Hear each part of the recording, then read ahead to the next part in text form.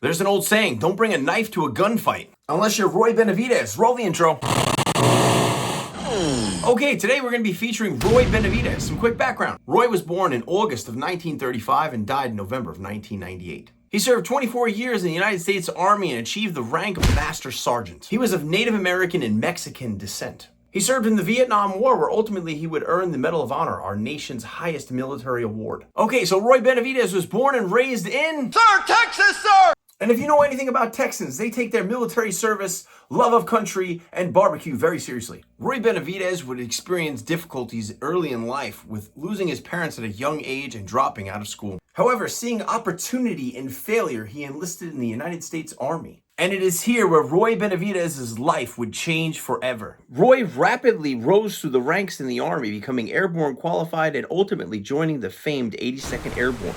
Not long after this, Roy would train to become a Special Forces operative. For those who do not know, the Special Forces are the highly secretive small units that often work behind enemy lines or go on dangerous and sensitive missions given to the most skilled and trusted soldiers the Army has to offer. So these guys are the best of the best, or as the Macho Man Randy Savage would say, the cream of the crop. Throughout his military career, Roy Benavidez would become a light and heavy weapons expert, a linguist, a medic, and an interrogator, which means he could shoot you, save your life, and tell you off in your own native language at the same time. Okay, fast forward to 1965, Roy Benavidez has been deployed to Vietnam as a military advisor. While in country, he steps on a landmine and becomes incapacitated. And he wakes up in a hospital bed realizing that he's basically paralyzed from the waist down. For months, in agonizing pain, Roy would crawl out of his hospital bed in the middle of the night to try to rehabilitate himself to eventually get himself back on his feet. At this point, Roy could have been medically discharged. However, if you know anything about him, you know that's not his style.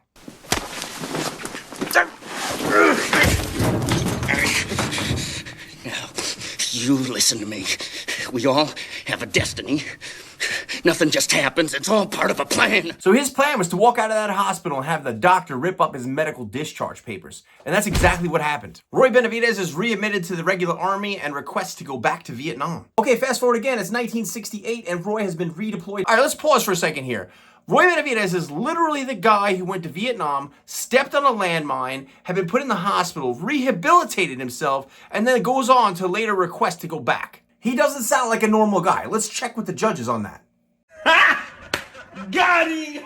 Right, he's not normal. He's actually extraordinary. So while on base, Roy Benavidez overhears radio traffic of an American unit being overrun by the Vietnamese forces. As helicopters returned to base, Roy Benavidez would spring into action. He would grab every heavy weapon he could find. Wait, that's false. He literally just grabs a knife in his med bag, and he jumps on a helicopter to go save his fellow brothers in arms. When the helicopter gets to the landing zone, they realize it's completely compromised by the enemy's position. So it's at this point that Roy has to instruct a helicopter pilot to land 250 feet away.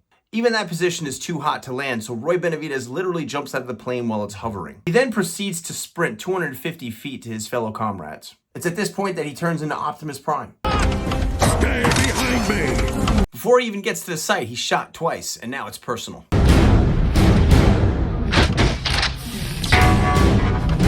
We will kill them all. For 6 hours, Roy Benavidez would oversee the rescue effort as well as conduct counterattacks against the Vietnamese forces. Over the course of 3 evacuation waves via helicopter, Roy Benavidez is credited with saving at least 8 of his fellow soldiers.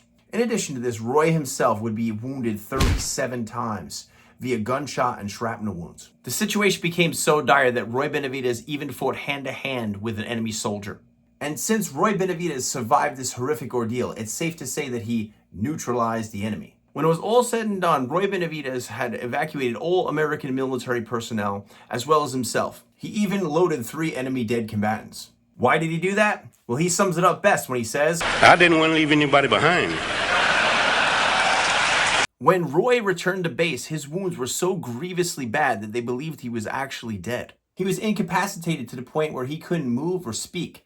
So as they were placing him in a body bag, the only thing he could do to signal to the doctor that he was still alive was to spit in his face, which he described as the greatest shot he ever took. After years of recovery and rehabilitation, Roy Benavidez would retire from the military in 1976. And due to his actions in Vietnam, Roy Benavidez would receive the Medal of Honor in 1981 from former President Ronald Reagan. Sergeant Benavidez, a nation grateful to you and to all your comrades living and dead awards you its highest symbol of gratitude for service above and beyond the call of duty, the Congressional Medal of Honor.